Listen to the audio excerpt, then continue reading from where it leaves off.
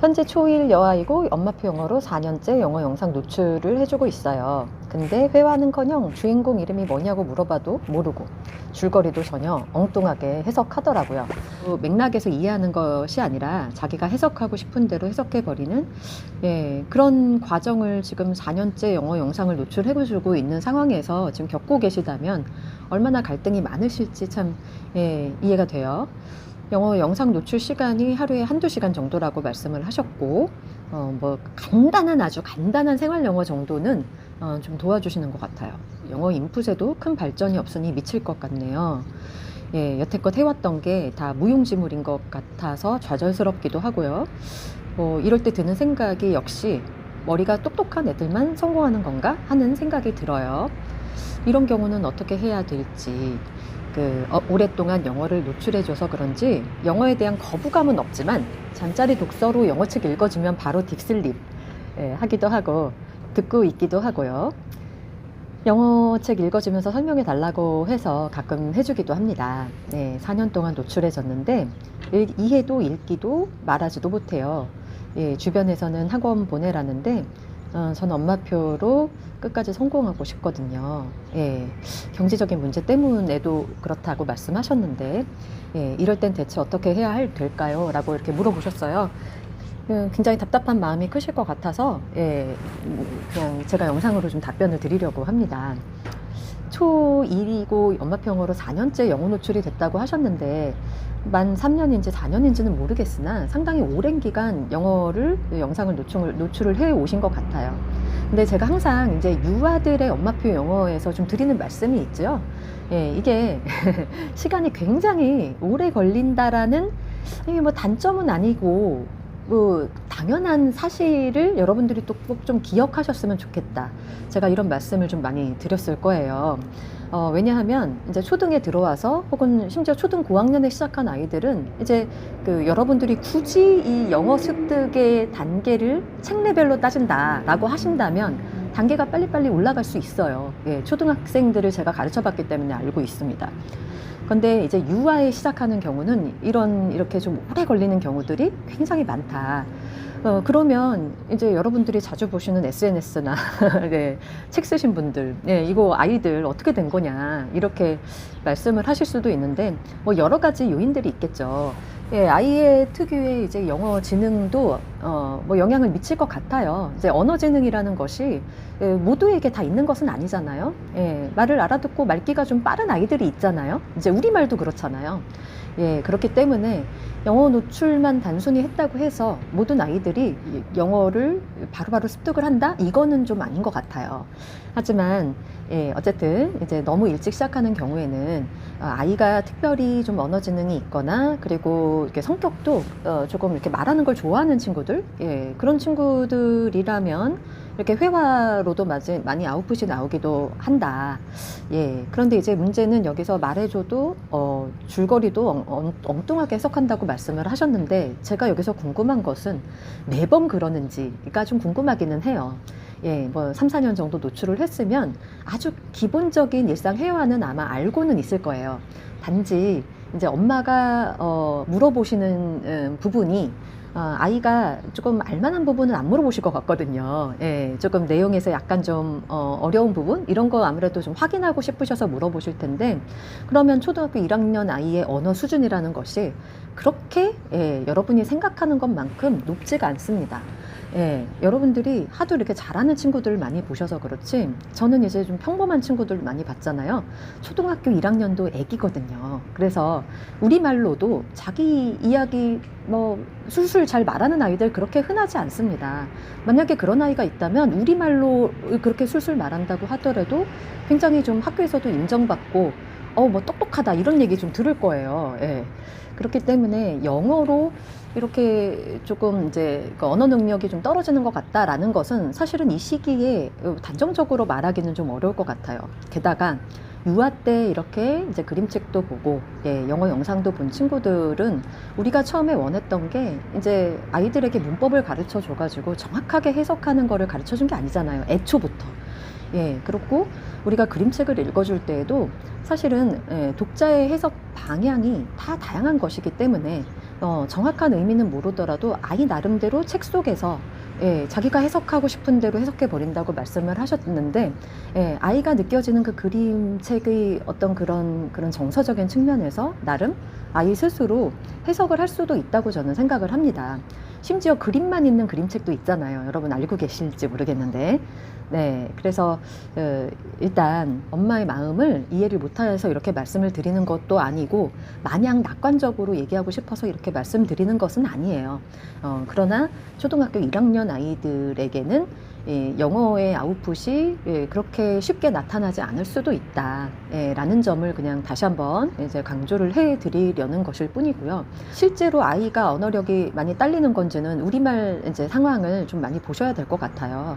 그래서 조금 이제 엄마가 쓰신 글을 보면 영어에 굉장히 많은 공을 들이셨다라는 좀 느낌이 들거든요. 제가 엄마표 영어 코칭을 하면 항상 제가 처음에 코칭의 설문지에다가도 뭐 우리말 책 뭐 좋아하냐, 그리고 우리말 책 어느 정도 읽냐, 이런 얘기를 항상 물어보거든요.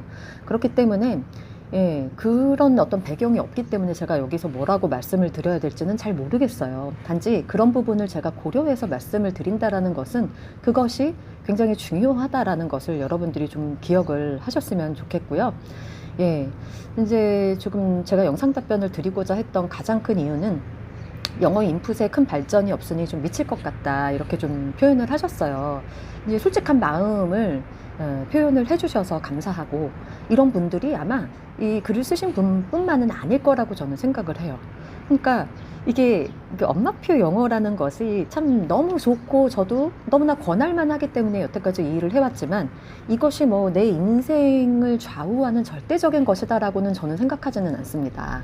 그래서 제가 영어보다 더 중요한 것이 많이 있다고 뭐 다른 인터뷰도 하고, 그리고 굉장히 좀 삶의 인생 얘기도 많이 드리고, 여러분 다른 이야기들 굉장히 많이 드리잖아요. 그리고 아이에게 필요한 어떤 놀이라든지 엄마 부모와의 어떤 대화라든지, 뭐 꼭 책 읽기, 그 우리말 책 읽기 말고도 정말 중요한 것들이 되게 많이 있거든요. 그래서 영어를 엄마표 영어를 시작했다고 해서 여기에 너무 우리의 인생을 다 건 듯한 어떤 그런 압박감을 느끼실 필요는 없다라는 것을 다시 한번 저는 이제 선배 엄마로서 말씀을 좀 드려보고 싶어요. 그래서 이제 특히나 이제 잠자리 독서를 영어책 읽어주면 바로 딥슬립 한다고 그랬는데, 그 마음이 저도 공감 가는 부분이 있어요. 저도 옛날에 그런 경험이 있었던 것 같거든요. 제 책을 읽어주는데 좀 집중했으면 좋겠는데 바로 자버리면 허탈하고, 그 기분을 제가 또 몰라서 이렇게 말씀드리는 게 아닙니다. 저도 다 경험을 했었던 거거든요. 근데 이제 살아오다 보니까 영어가 그렇게 꼭 절대적으로 중요한 것도 아니고요. 우리 아이의 인생을 좀 길게 바라보았을 때, 뭐 이게 여러분이 이제 이 정도 나이에는 바로 입시 생각하지 않으시잖아요. 좀 더 멀리, 입시를 넘어서 멀리 봤을 때 영어라는 것은 언제든지 또 아이가 이렇게 꾸준한 어떤 이제 일상의 루틴이 되기만 한다면 더 발전할 수 있는 기회는 얼마든지 많이 있습니다. 초등학교 1학년이잖아요. 저는 분명히 발전할 거라고 봐요. 엄마가 어떤 식으로 이제 이후에 조금 도와주시는지에 따라 다르겠지만, 여러분 이렇게 엄마의 어떤 엄마표 영어 로드맵이라든지 엄마표 영어에 이런 거 꼭 해주셔야 돼요, 이런 것보다도 더 중요한 것들이 많아서 제가 두 번째 책 썼지 않습니까? 어쨌든 뭐 읽기를 얘기할 때는 아닌 것 같아요. 엄마가 어떻게 그동안 봐주셨는지는 모르니까 전혀 이해를 전혀 하나도 못한다. 이거는 뭐 상담을 직접 한번 이제 해보지 않고서는 뭐 정확한 상황을 알 수는 없으나, 아이의 전반적인 다른 언어력도 고려하셔서 그 심각하다 생각이 되면 뭐 언어적인 도움을 좀 이제 기관이나 좀 도움을 받으셔야 될 수도 있겠지만, 그 정도는 아닌 것 같아서 제가 이렇게만 말씀을 좀 드리고요. 주변에서 이제 마지막으로 학원을 보내라는데 엄마표로 성공하고 싶으시다라고 말씀을 하셨고요. 경제적인 문제를 말씀하셨는데, 저도 사실은 엄마표 영어를 시작할 때 경제적인 문제 좀 컸어요. 저희 집안 내부 사정에 종종 말씀을 드렸거든요. 근데 저는 그 엄마표 영어를 성공하는 걸로 경제적인 문제가 해결되지 않는다라는 사실을 너무나 깊이 잘 알고 있습니다. 어쨌든 뭐 제가 주변에 봐도 그렇고, 제가 요즘에 이제 뭐 저는 이제 큰 아이가 벌써 성인이고 작은 아이도 이제 곧 성인이고 하기 때문에, 나이가 이제 엄마표 영어로 아이들 키우신 분들 진짜 또 막 두루두루 얘기를 들어요. 그런데 이 경제적인 부분을 이제 상쇄시키려고 엄마표 영어에 올인을 했다고 해서 그분들이 다 그걸로 아이들도 그렇고 뭐 이게 경제적인 문제가 근본적으로 해결되는 것은 아니에요. 경제적인 문제를 해결하려는 엄마의 노력이 따로 필요합니다. 그래서 저는 정말 엄마표가 많이 힘들고 어렵다, 해도 안 된다 이러면 엄마가 차라리 이제 이 경제적인 어려움이 있는 분들께 말씀드리는 거예요. 이제 경제적으로 내가 이제 생산성을 높일 수 있는 일들이 무엇일지에 대해서 좀 검색도 해보시고 찾아보시고 실제로 움직이시는 게 더 필요할 수도 있다라는 거를 제가 먼저 시작한 사람으로서 말씀을 드리고 싶어요. 저는 어쨌거나 이제 엄마표 영어로 어쨌든 시작해서 뭐 공부방도 하고 여태까지 오기는 했지만 꼭 영어 관련된 일이 아니더라도 돈을 벌 수 있는 일들은 또 많이 있거든요. 예, 그래서 다양하게 여러분들 좀 찾아보시면서 삶의 어떤 나만의 라이프 스타일을 찾아가시는 게 더 중요할 수도 있다라는 점을 꼭 말씀드리고 싶어요. 이제 빈둥지 증후군 오시면 나중에 아차 하시는 분들 굉장히 많아요. 이게 경제적인 부분을 내가 이 경제라는 거는 시간의 비용도 있고 에너지의 비용도 있다고 제가 항상 말씀드렸잖아요. 그것을 온통 엄마표 영어에다 쏟아부었더니 나중에 내가 원하는 만큼의 어떤 결과가 나오지도 않고 나는 경제적으로도 힘들어지고 이런 경우 되게 많거든요. 그래서 이 문제를 꼭 말씀을 드리고 싶어서 오늘 영상 답변을 좀 드리고요. 네. 어쨌든 아직 이제 뭐 8살이고 갈 길이 많아요. 그래서 아이에게 꼭 도움이 되시는 좋은 길 엄마가 좀 스스로 찾아가셨으면 좋겠고, 아이한테 너무 얽매이지 마시고 또 엄마도 엄마 나름대로 해야 될 일을 찾으시면서 건강한 가족의 라이프 스타일을 찾아가시기를 바라면서 오늘 영상을 마치도록 하겠습니다. 오늘도 시청해 주셔서 감사하고요. 저는 다음 영상에서 돌아올게요. 감사합니다.